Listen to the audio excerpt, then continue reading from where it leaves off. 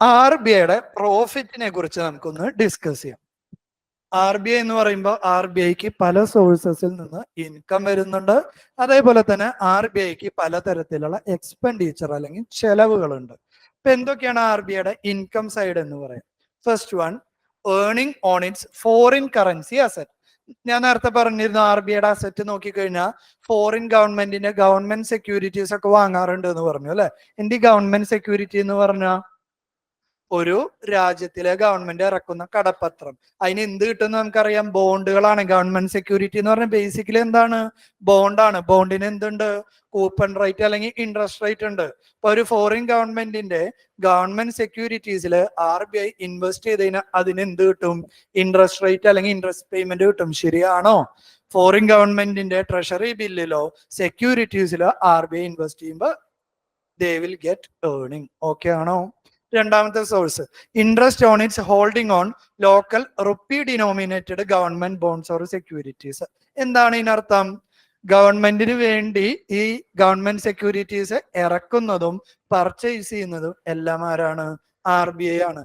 R B I ഈ process ചെയ്യുന്ന സമയത്ത് അതിനൊരു ചെറിയൊരു കമ്മീഷൻ ഈടാക്കുന്ന ഒരു കാര്യം നമ്മൾ പറഞ്ഞിട്ടുണ്ടായിരുന്നു, ഇല്ലേ? ശരിയല്ലേ? ആർ ബി ഐ വെറുതെ നല്ല ഇത് ചെയ്യുന്നത്. ഗവൺമെന്റിന് വേണ്ടി ആർ ബി ഐ ഫംഗ്ഷൻ ചെയ്യുന്നുണ്ടെങ്കിൽ ഇഷ്യൂ ചെയ്യുന്ന സമയത്തും റീപർച്ചേസ് ചെയ്യുമ്പോഴും അതിനൊരു കമ്മീഷൻ അതിലേക്ക് ഉണ്ടാവും. അതിനെയാണ് interest on holding government securities. Rupee denominated government security എന്ന് പറഞ്ഞാൽ ഇന്ത്യ ഗവൺമെന്റിന്റെയോ ഇന്ത്യയിലെ സ്റ്റേറ്റിന്റെയോ ബോണ്ടുകളിലുള്ള ഏർണിംഗ് ആണ്. Third one, lending to banks for very short tenure. ബാങ്കുകൾക്ക് പലതരത്തിൽ ലെൻഡ് ചെയ്യുന്നുണ്ട് അല്ലെ. ഏതൊക്കെ തരത്തിലാണ്?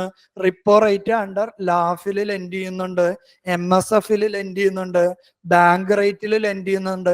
പലതരത്തില് ബാങ്കിന് ലോൺ കൊടുക്കുന്നുണ്ട്. ബാങ്ക്സിന് ലോൺ കൊടുക്കുമ്പോൾ അതിൽ നിന്ന് എന്ത് കിട്ടും? ഇൻട്രസ്റ്റ് കിട്ടും. Third source. Fourth one, management commission on holding the borrowing of the state government and central government. Okay, രണ്ടും തമ്മിലുള്ള വ്യത്യാസം പറയാം. ഈ ആദ്യത്തെ അല്ലെങ്കിൽ സെക്കൻഡ് പോയിന്റ് എന്ന് പറയുന്നത് എന്താ? Government security R B I വാങ്ങിക്കഴിഞ്ഞാൽ ഫസ്റ്റ് സ്റ്റേറ്റ്മെന്റ് പോലെ തന്നെ സെക്കൻഡ് സ്റ്റേറ്റ്മെന്റിൽ എന്താണ് പ്രത്യേകത? Government security R B I വാങ്ങി കയ്യിൽ വെച്ചിട്ടുണ്ടെങ്കിൽ അതിനൊരു കൂപ്പൺ റേറ്റ് കിട്ടില്ലേ? അതാണ് ഇത്. നാലാമത്തെയാണ് കേട്ടോ, മാനേജ് ചെയ്യുന്നതിനുള്ള കമ്മീഷൻ എന്ന് പറയുന്നത്. ഗവൺമെന്റ് സെക്യൂരിറ്റി എടുത്തിട്ടുണ്ട്. അത് ഇ കൂബർ എന്ന് പറയുന്ന പ്ലാറ്റ്ഫോമിന്റെ കാര്യം പറഞ്ഞിട്ടുണ്ടോ? എന്താണ് ഈ കൂബർ പ്ലാറ്റ്ഫോമിന്റെ കാര്യം നമ്മൾ പറഞ്ഞിട്ടുണ്ടായിരുന്നത്? ഗവൺമെന്റ് സെക്യൂരിറ്റീസ് സെൻട്രൽ ബാങ്കിന്റെ ആണെങ്കിലും സ്റ്റേറ്റ് ഡെവലപ്മെന്റ് ലോൺസ് ആണെങ്കിലും ഇഷ്യൂ ചെയ്യുന്നത് ആർ ബി ഐ ആണ്. ആർ ബി ഐ അതിനുവേണ്ടി ഉപയോഗിക്കുന്ന ഇലക്ട്രോണിക് പ്ലാറ്റ്ഫോമിന്റെ പേരാണ് ഇ കൂബർ. ഇ കൂബറിലൂടെ അത് ഇഷ്യൂ ചെയ്യുന്നതിന് കമ്മീഷനാണ് നാലാമത്തെ point. Government security R B I വാങ്ങി വെച്ചാൽ അതിന് കിട്ടുന്ന ഇൻട്രസ്റ്റ് ആണ് രണ്ടാമത്തെ പോയിന്റ്. ഇത് ഓൾറെഡി ഞാൻ പറഞ്ഞു. കറൻസി എടുത്തപ്പോ എന്തായിരുന്നു സെനിയോറേജ്? കറൻസിയുടെ ആക്ച്വൽ വാല്യൂവും അത് പ്രിന്റ് ചെയ്യുന്നതിനുള്ള കോസ്റ്റും മൈനസ് ചെയ്താലുള്ള പൈസേനെ വിളിക്കുന്ന പേരാണ് സീനിയോറേജ്. ഒരു എക്സാമ്പിൾ എടുക്കുകയാണെങ്കിൽ 500 രൂപയുടെ നോട്ട്. ആർ ബി ഐ ഒരു 500 രൂപയുടെ നോട്ട് പ്രിന്റ് ചെയ്ത് കഴിഞ്ഞാൽ വെറും പേപ്പറിനാണ് ഇപ്പൊ എത്ര വാല്യൂ? 500 എന്ന് പറയുന്ന വാല്യൂ. അതിന്റെ പ്രിന്റിംഗ് കോസ്റ്റ് ഒരു 4 രൂപയാണ്. അതേപോലെ ബാങ്കിലൂടെ അത് ഇഷ്യൂ ചെയ്യാനുള്ള പൈസ ഒരു 2 രൂപയാണെങ്കിൽ 4 + 2 6. 500-ൽ നിന്ന് 6 പോയി കഴിഞ്ഞാൽ ബാക്കി 494 രൂപയും ആരുടെ ഏണിംഗ് ആണ്? റിസർവ് ബാങ്ക് ഓഫ് ഇന്ത്യയുടെ ഏണിംഗ് ആണ്. The actual cost of the printing of money and the value of money, ആ ഡിഫറൻസിനെ വിളിക്കുന്ന പേരാണ് സെനിയോറേജ്. ഓക്കെ ആണല്ലോ? ഇതാണ് ആർ ബി ഐയുടെ income side. What are the expenditure side of R B I? Printing of currency notes, expenditure related to its staff and working. It pays commission to banks for undertaking transaction on behalf of the government across the country. Example എടുക്കുക, state bank of India. ഈ state bank of ഇന്ത്യക്ക് ഉള്ളിൽ മാത്രമല്ല branches ഉണ്ടാവുക, foreign കൺട്രീസിലും branches ഉണ്ടാവും. ഇപ്പൊ actually ഇപ്പൊ നമ്മൾ പൈസ പേ ചെയ്യാന്ന് പറയുമ്പോൾ പലപ്പോഴും റുപ്പീസിലാണ് ഇവരിന്ന് പേയ്മെന്റ് ഫോർവേഡ് ചെയ്യുന്നുണ്ടാവുക. പക്ഷെ അമേരിക്കയിലാണ് ട്രാൻസാക്ഷൻ നടക്കുന്നുണ്ടെങ്കിൽ അവിടുത്തെ SBI ബ്രാഞ്ചിൽ നിന്നും ആ പൈസ പോകുന്നത് ഡോളറിലായിരിക്കും എന്തെങ്കിലും സാധനങ്ങൾ വിൽക്കുമ്പോഴും വാങ്ങുമ്പോഴും. അപ്പൊ ഈ കറൻസികൾ തമ്മിലുള്ള കൺവേർഷൻ നടത്താനും കാര്യങ്ങൾക്കും വേണ്ടി RBI ബാങ്കുകൾക്ക് എന്ത് കൊടുക്കും? ഒരു കമ്മീഷൻ കൊടുക്കും. ഗവൺമെന്റിന്റെ ആക്ടിവിറ്റീസ് കണ്ടക്ട് ചെയ്യുന്നതിന് വേണ്ടി RBI ബാങ്ക്സിന് കൊടുക്കുന്ന കമ്മീഷൻ. ഇതൊക്കെ ചെയ്താലും RBIക്ക് എന്തുണ്ടാവും? ഒരുപാട് സർപ്ലസ് ജനറേറ്റ് ചെയ്യും. സർപ്ലസ് എന്ന് പറഞ്ഞാൽ ചെലവിനേക്കാളും കൂടുതലാണ് ഏണിംഗ് എങ്കിൽ അതിനെ വിളിക്കുന്ന പേരാണ് സർപ്ലസ്, അല്ലെ? ഇപ്പൊ കുറച്ചു വർഷങ്ങൾക്ക് മുന്നാണെങ്കിൽ ഇപ്പൊ സർപ്ലസ് ഒരു 100 crore ആണെന്ന് വിചാരിക്കും, 100 കോടി. ഇതിലൊരു മെജോറിറ്റി, ഒരു 75% majority of the surplus RBI അതിന്റെ കയ്യിൽ വെക്കുകയാണ് ചെയ്യാറ്. വളരെ കുറച്ച്, ബാക്കി 25% മാത്രമാണ് സെൻട്രൽ ഗവൺമെന്റിലേക്ക് ട്രാൻസ്ഫർ ചെയ്യാറുണ്ടായിരുന്നത്. ഓക്കെ അല്ലേ? കുറച്ച് വർഷങ്ങൾ മുന്നേ വരെയാണെങ്കിൽ RBIയുടെ ഈ സർപ്ലസിൽ ഒരു ഹ്യൂജ് എമൗണ്ട് RBI തന്റെ കയ്യിൽ വെച്ച് ബാക്കിയാണ് ഗവൺമെന്റിലേക്ക് ട്രാൻസ്ഫർ ചെയ്യുക.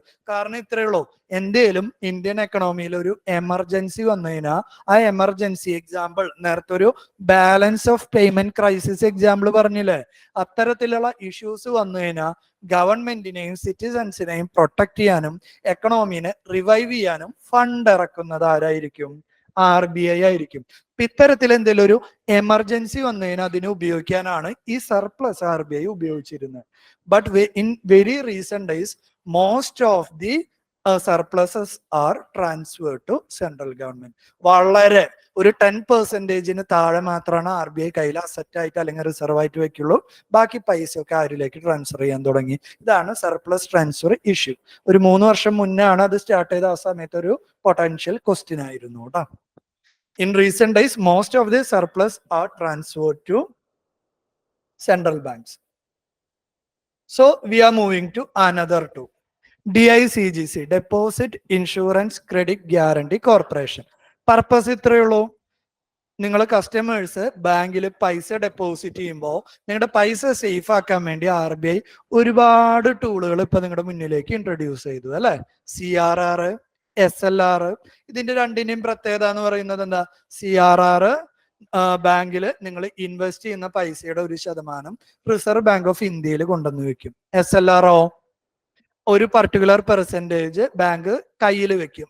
ഈ 3 ഫോർമാറ്റ് ആണ് അലൗഡ് ആയിട്ടുള്ളത്: money, liquid cash, gold, government security. Okay അല്ലെ? ഇതിന് പുറമെയുള്ള ഒരു കൈൻഡ് ഓഫ് ഇൻഷുറൻസ് ടെക്നിക്കാണ് എന്ത്? DICGC എന്ന് പറയുന്നത്. ഏതൊരു കസ്റ്റമറും ബാങ്കിൽ പൈസ ഇൻവെസ്റ്റ് ചെയ്യുന്ന സമയത്ത് ആ പൈസയിൽ നിന്ന് ഒരു പെർസെൻറ്റേജ് ആ ബാങ്ക് എന്ത് ചെയ്യും? RBIയിലേക്ക് അല്ലെങ്കിൽ DICGCയിലേക്ക് ഒരു ഇൻഷുറൻസ് ആയിട്ട് അടയ്ക്കും. ആ ഇൻഷുറൻസ് എന്ന് പറയുമ്പോൾ പല സിറ്റുവേഷൻസ് ഉണ്ട്. ഇപ്പോൾ ബാങ്കിന്റെ വോൾട്ടിൽ കുറച്ച് പൈസ ഇരിക്കുന്നുണ്ടായിരുന്നു, ഒരു കള്ളം കയറി അത് തുറന്നെടുത്തുകൊണ്ടുവന്നു വിചാരിക്കും. പിറ്റത്തെ ദിവസം നിങ്ങൾ ചെല്ലാണ്, ന്യൂസ് നാട്ടിലൊക്കെ സ്പ്രെഡ് ആവും. അപ്പൊ നിങ്ങൾ കസ്റ്റമേഴ്സ് ആണെങ്കിൽ നിങ്ങൾക്ക് ഒരു പേടി ഉണ്ടാവും, നിങ്ങളുടെ പൈസ കയ്യിൽ നിന്ന് പോയോ എന്നൊക്കെ പേടിച്ചിട്ട് നിങ്ങൾ എന്ത് ചെയ്യും? ബാങ്കിൽ ചെല്ലും. ഒബ്വിയസ്ലി ആ ബാങ്കിന് പൈസ എടുത്ത് തരാൻ ഒരു സിറ്റുവേഷൻ അപ്പൊ ഉണ്ടാവില്ലല്ലോ. അത്തരം സിറ്റുവേഷൻസിൽ നിങ്ങൾ ബാങ്കിൽ ഡെപ്പോസിറ്റ് ചെയ്ത പൈസയിൽ അല്ലെങ്കിൽ ഒരു അക്കൗണ്ടിന് 5 ലക്ഷം രൂപ വരെ എന്ത് ചെയ്യും? നിങ്ങൾ 1 ലക്ഷമാണ് ഡെപ്പോസിറ്റ് ചെയ്തെങ്കിൽ 5 ലക്ഷം കിട്ടില്ല. നിങ്ങൾ 10 ലക്ഷം അല്ലെങ്കിൽ 6 ലക്ഷം ഒക്കെ ഇൻവെസ്റ്റ് ചെയ്തിട്ടുണ്ടെങ്കിൽ അതിൽ 5 ലക്ഷം രൂപ വരെ ആര് തിരിച്ചു തരും? RBI അല്ലെങ്കിൽ DICGC തിരിച്ചു തരും.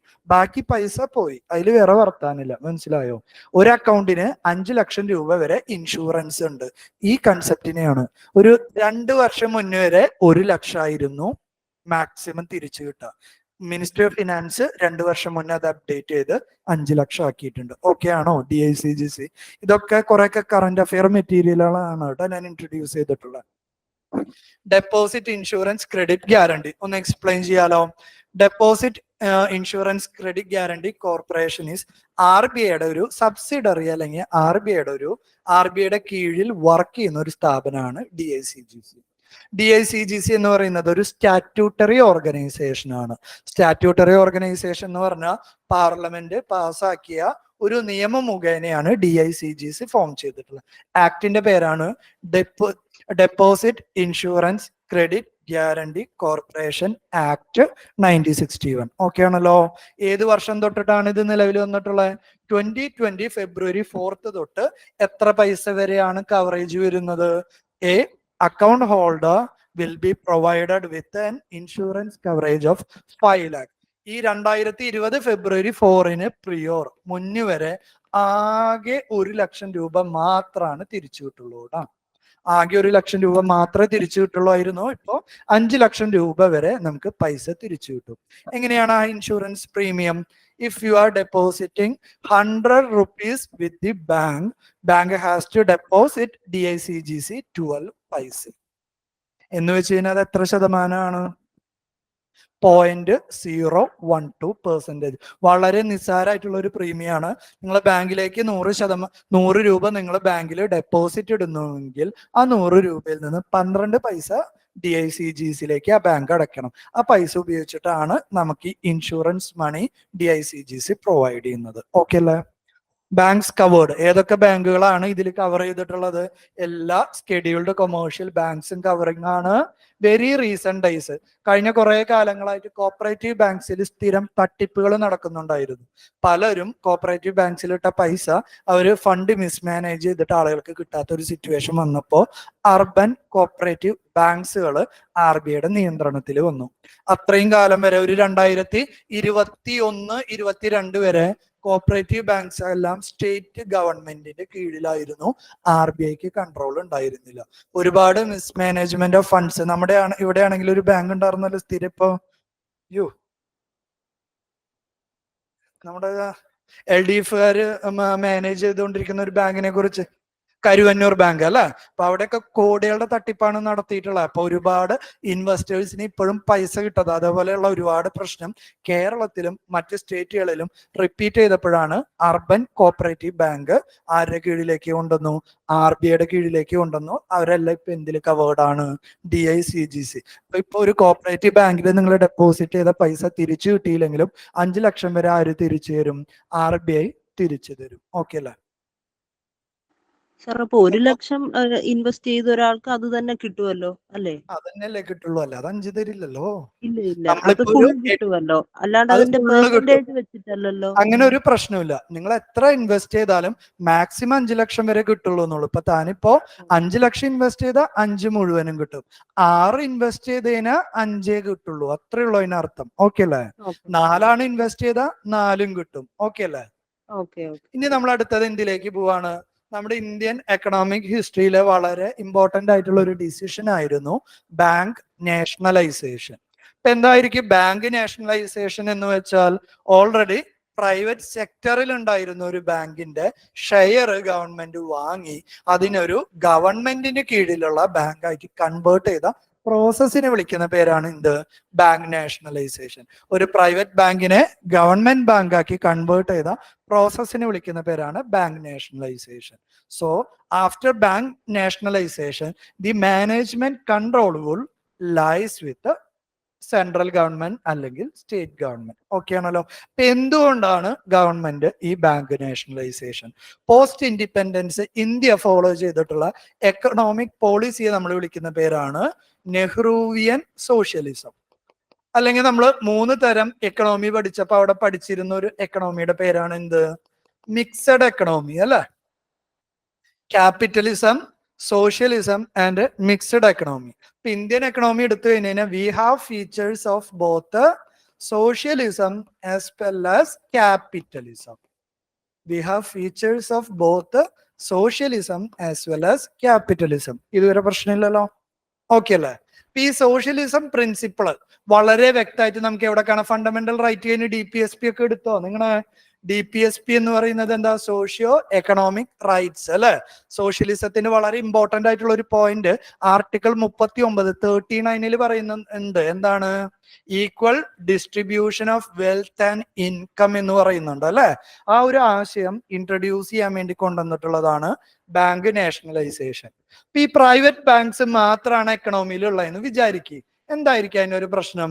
Private banks are always working towards profits എന്ന് പറയുമ്പോൾ അവർ ഒരിക്കലും എന്തിന് ലോൺ കൊടുക്കില്ല? ഹൈ റിസ്ക് ഉള്ള ആളുകൾക്ക് ലോൺ കൊടുക്കില്ല. ഹൈ റിസ്ക് എന്ന് പറയുമ്പോൾ ഒബ്വിയസ്ലി ആരായിരിക്കും? നമ്മളെ പോലുള്ള സാധാരണക്കാര്.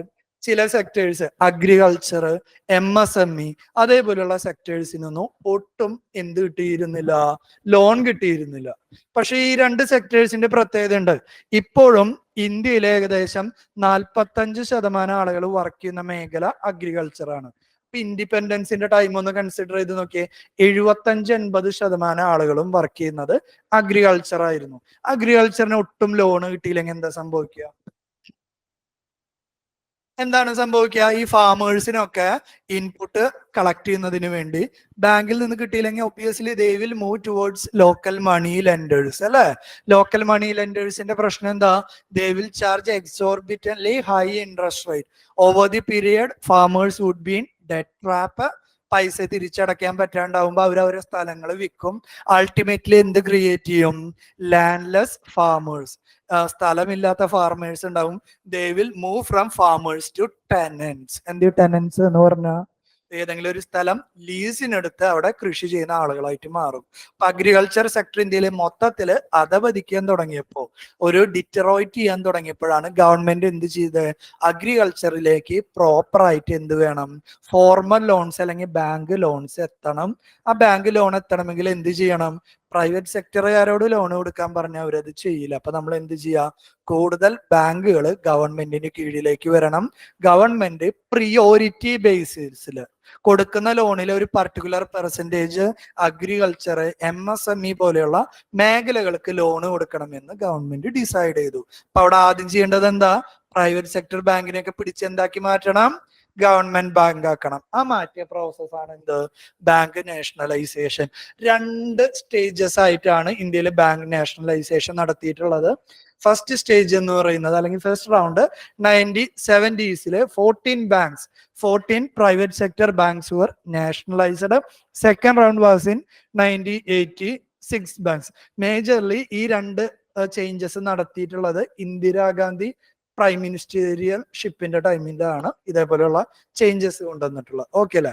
What are the reasons for introducing nationalisation? Mains question ആണ് കേട്ടോ ഇതൊക്കെ.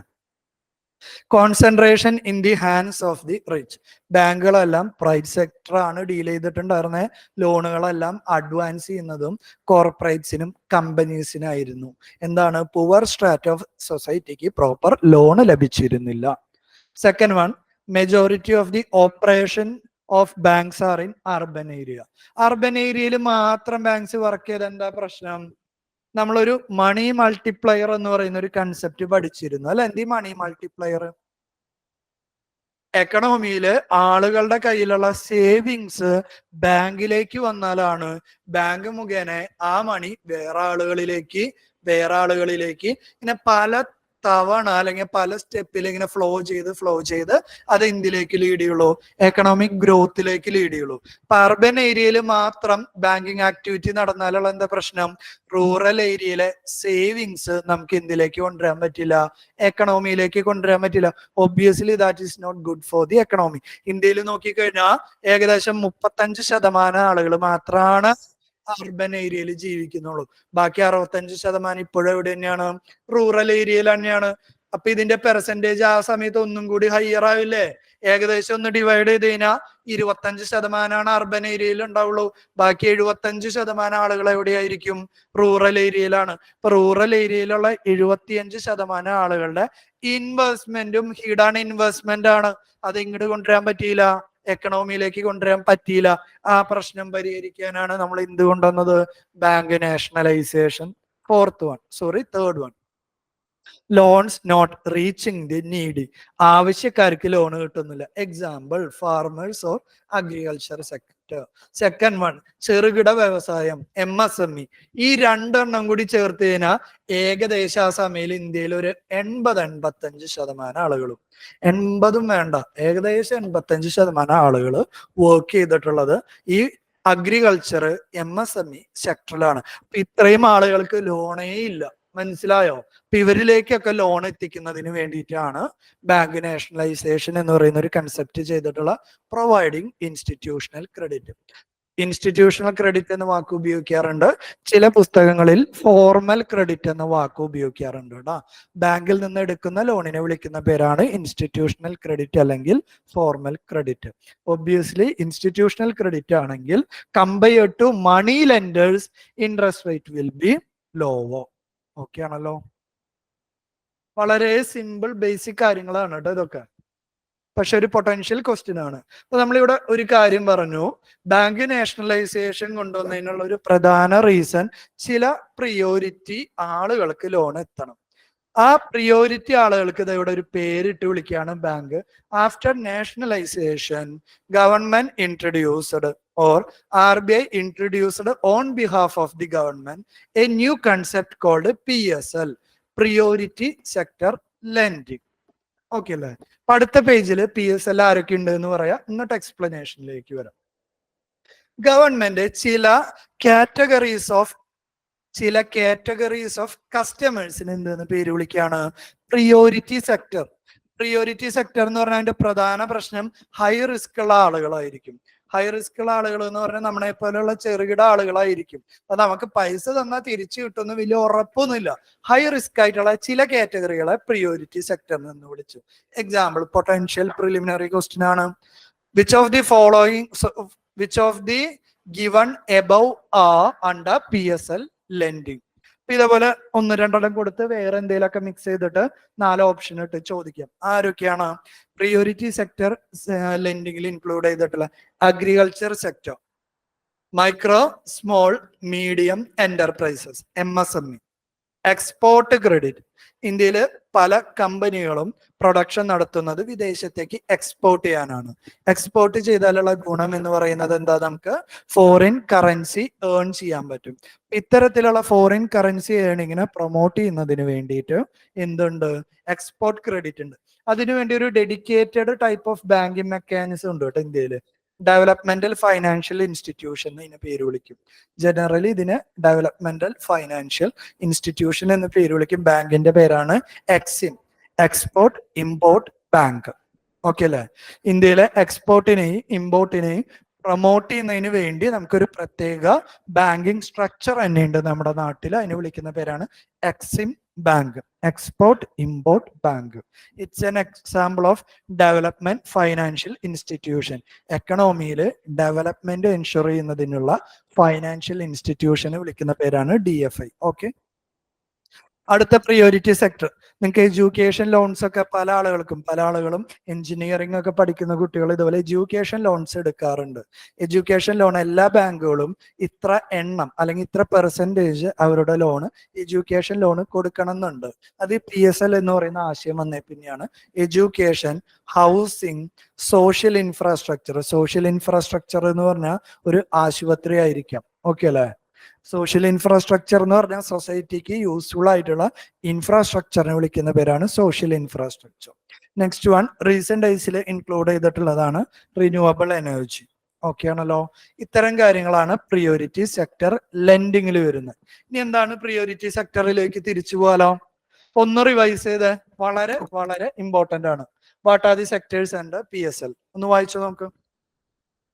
What are the sectors and PSL? Important ആണ്.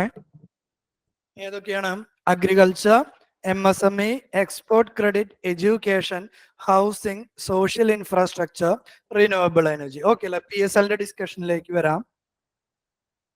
Why PSL is introduced? Priority sector lending refers to lending to those sectors of economy which may not get timely and adequately credit. എന്താ കാരണം? They are high risk. ഇപ്പൊ education loan തന്നെ നിങ്ങൾ വിചാരിക്കുക. Education ലോണിന്റെ ഏറ്റവും വലിയ പ്രത്യേകത എന്താ? ലോൺ എടുത്ത് നിങ്ങൾ പഠനം കഴിഞ്ഞ് ഒരു പർട്ടിക്കുലർ നമ്പർ ഓഫ് ഇയേഴ്സ് കഴിഞ്ഞിട്ടല്ലേ അത് അടച്ചു തുടങ്ങുന്നുണ്ടോ? എന്താണ് ആ പർട്ടിക്കുലർ നമ്പർ ഓഫ് ഇയേഴ്സ്? ആ ടൈം കൊണ്ട് you will acquire A job കിട്ടുമ്പോൾ അത് ഉപയോഗിച്ച് അടയ്ക്കണം എന്നാണ് വെപ്പ്. പലപ്പോഴും പല എഡ്യൂക്കേഷണൽ ലോണുകളും തള്ളിപ്പോവാറുണ്ട്, അല്ലെങ്കിൽ ഗവൺമെന്റ് ക്യാൻസൽ ചെയ്യാറുണ്ട്. എന്താ കാരണം? ഒരു മീനിങ് ഫുൾ ആയിട്ടുള്ള പഠിച്ചിറങ്ങിയ ഒരാൾക്ക് ജോബ് കിട്ടാറില്ല. അപ്പൊ ഹൈ റിസ്ക് ആണ്, അവിടെ റിസ്ക് ഫാക്ടർ കൂടുതലാണ്. ഇത്തരത്തിലുള്ള ഹൈ റിസ്ക് മേഖലകൾക്ക് പലപ്പോഴും എന്ത് കിട്ടാറില്ല? ലോണ് കിട്ടാറില്ല. അപ്പൊ ഗവൺമെന്റ് എന്ത് ചെയ്തു? നാഷണലൈസേഷൻ ചെയ്തപ്പോ അവരൊക്കെ ഒരു പേരിട്ടു PSL. എന്നിട്ട് ഒരു നിയമം വെച്ചു, അല്ലെങ്കിൽ RBIയോട് പറഞ്ഞു you should come with a rule. എന്താണ് റൂള്? ഒരു ബാങ്ക് ലെൻഡ് ചെയ്യുന്ന ടോട്ടൽ പൈസയില് 40% ഏത് മേഖലയ്ക്ക് കൊടുക്കണം? ഈ PSLലുള്ള ഏതെങ്കിലും ഒരു മേഖലയ്ക്ക് ലോൺ കൊടുക്കുന്നതായിരിക്കണം. ഇതുകൊണ്ടാണ് നമുക്ക് കാർഷിക ലോണൊക്കെ വളരെ നിസ്സാര പൈസക്ക് കിട്ടുന്നത്. നിങ്ങളിൽ പല ആളുകളുടെ വീടുകൾ ലോൺ എടുക്കുമ്പോൾ നിങ്ങൾക്കൊരു സ്ഥലമുണ്ട്, അവിടെ കൃഷി നടക്കുന്നുണ്ട് എന്നൊക്കെ പറഞ്ഞ് ഡോക്യുമെന്റ് അല്ലെങ്കിൽ ഗോൾഡ് ഒക്കെ പ്ലെഡ്ജ് ചെയ്തിട്ട് ലോൺ എടുക്കാറുണ്ട്. അതിന് കാരണം കാർഷിക ലോണിന് വളരെ ഇൻട്രസ്റ്റ് റേറ്റ് കുറവാണ്. Because they are under PSL. What is the idea of PSL? Government categorized certain sectors as PSL, and every bank which has to advance 40% of their loans to these PSL sectors. So the norms are applicable to all the commercial bank, small finance bank എടുക്കൂട്ടെ, എന്താ SFB എന്ന് എടുക്കുക, commercial bank, small finance bank and cooperative banks, even foreign banks working in India. ഒരു foreign bank ഇന്ത്യയിൽ work ചെയ്യണമെങ്കിലും അവർക്ക് എന്തെല്ലാം guide lines valid ആണ്? നമ്മുടെ CRR, SLR, PSL കംപ്ലീറ്റ് കാര്യങ്ങൾ ഒരു ഫോറിൻ ബാങ്ക് ഇന്ത്യയിൽ വർക്ക് ചെയ്യണമെങ്കിൽ അവർക്ക് അപ്ലിക്കബിൾ ആണ് കേട്ടോ. ഓക്കെ അല്ലേ? ഈ ഏതെങ്കിലും ഒരു ബാങ്ക് ഈ 40% എന്ന് പറയുന്ന ടാർഗറ്റ് അച്ചീവ് ചെയ്തില്ല എന്ന് വിചാരിക്കുക. എന്താണ് അതിന് റെമഡിയൽ മെഷേഴ്സ് എന്ന് പറയുന്നത്? If a bank fails to meet the target under the PSL നോം, ഇറ്റ് ഹാസ് ടു ഡെപ്പോസിറ്റ്. ഇപ്പൊ ഒരു ബാങ്കിന്റെ ടോട്ടൽ ലോണില് 38% മാത്രമാണ് PSL പ്രിയോറിറ്റി സെക്ടേഴ്സിന് ലോൺ കൊടുക്കാൻ പറ്റുള്ളൂ എന്ന് വിചാരിക്കുക. 40% നിർബന്ധമായിട്ട് കൊടുക്കണം എന്നല്ലേ? അപ്പൊ ഈ ഒരു ഷോർട്ടേജ് ഉള്ള ഈ 2% എന്ത് ചെയ്താൽ മതി നോക്കിയേ. റൂറൽ ഇൻഫ്രാസ്ട്രക്ചർ ഡെവലപ്മെന്റ് ഫണ്ട് എന്ന് പറഞ്ഞ് നബാർഡ് എന്ന് പറയുന്ന ഒരു ബാങ്ക് ഉണ്ട്. നബാർഡ് ഡീറ്റെയിൽഡ് ആയിട്ട് എടുക്കുക. റൂറൽ സെക്ടറിന്റെ ഗ്രോത്തിന് അല്ലെങ്കിൽ ഡെവലപ്മെന്റ് ഫോക്കസ് ചെയ്യുന്നതിന് വേണ്ടി RBI സ്റ്റാർട്ട് ചെയ്തിട്ടുള്ള ഒരു ബാങ്കിങ് മെക്കാനിസം ആണ് നബാർഡ് എന്ന് പറയുന്നത്. National bank for agriculture and rural development. അവർക്ക് റൂറൽ ഡെവലപ്മെന്റിന് വേണ്ടി ഒരു ഫണ്ട് ഉണ്ട്, അതിന്റെ പേരാണ് RIDF, rural infrastructure development fund. ഈ ബാക്കി 2% എന്തിലും നിർബന്ധമായിട്ട് ഇൻവെസ്റ്റ് ചെയ്യണം? RIDF ഇൻവെസ്റ്റ് ചെയ്യണം. ഓക്കെ ആണല്ലോ? 40% PSL കൊടുക്കണം. Any shortage of PSL should be invested in RIDF, rural infrastructure development fund created by NABARD.